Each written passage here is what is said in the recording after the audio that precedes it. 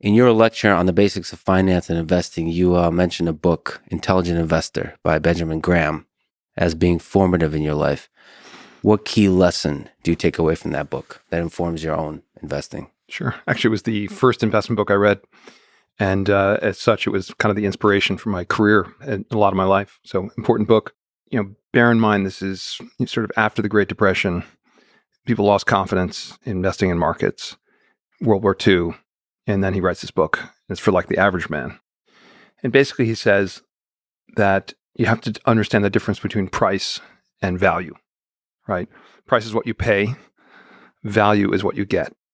And he said the stock market is here to serve you, right? And it's a bit like the neighbor that comes by every day and makes you an offer for your house. Makes you a stupid offer, you ignore it. Makes you a great offer, you can take it. And that's the stock market. And the key is to figure out what something's worth. And you have to kind of weigh it. He talked about the difference between, he said the stock market in the short term is a voting machine. It represents speculative interests, supply and demand of people in the short term. But in the long term, the stock market's a weighing machine, much more accurate. It's going to tell you what something is worth. And so if you can divine what something's worth, then you can really take advantage of the market because it's really here to help you. And that's kind of the message of the book. In that same way, there's a kind of difference between speculation and investing. Yeah. Speculation is it's a bit like trading crypto, right? Strong words.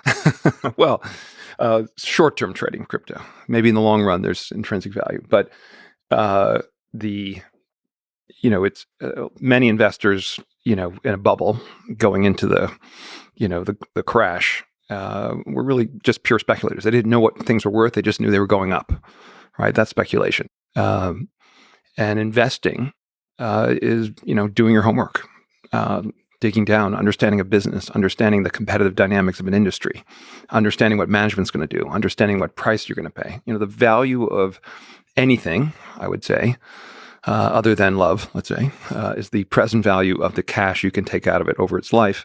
Now, some people think about love that way, but it's not the right way to think about love. But it's, so investing is about basically building a model of what this business is going to produce over its lifetime. So how do you get to that? This idea called value investing. How do you get to the value of a thing?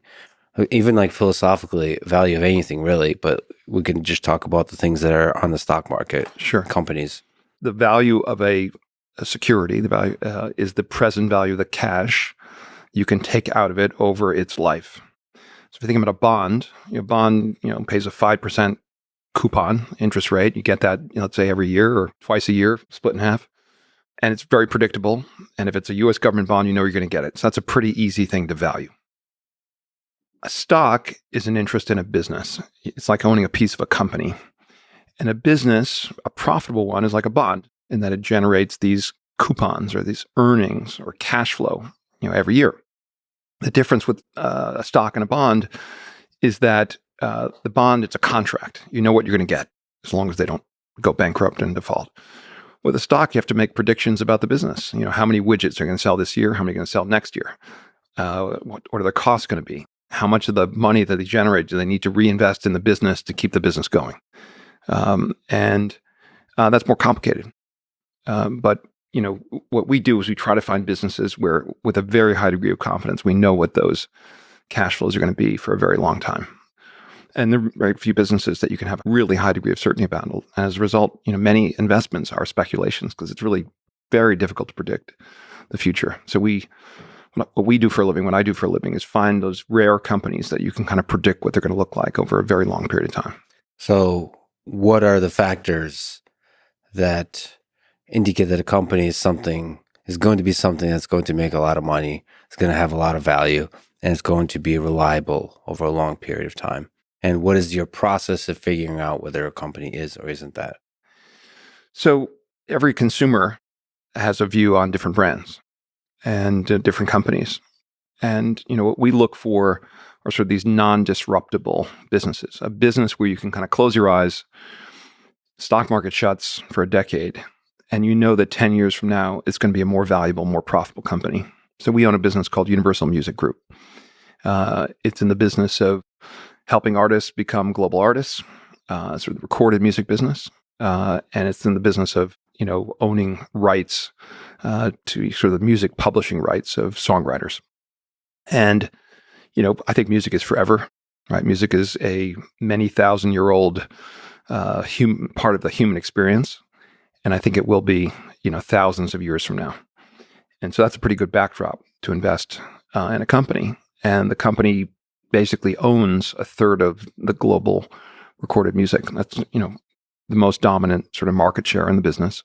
They're the best at taking an artist who's 18 years old, who's got a great voice, and has started to get a presence on YouTube and Instagram, and helping that artist become a superstar.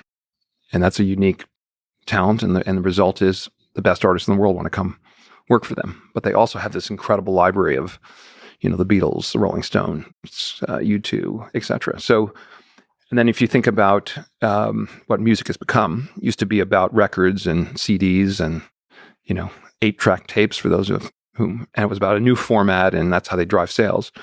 And it's become a business which is like the podcast business, about streaming.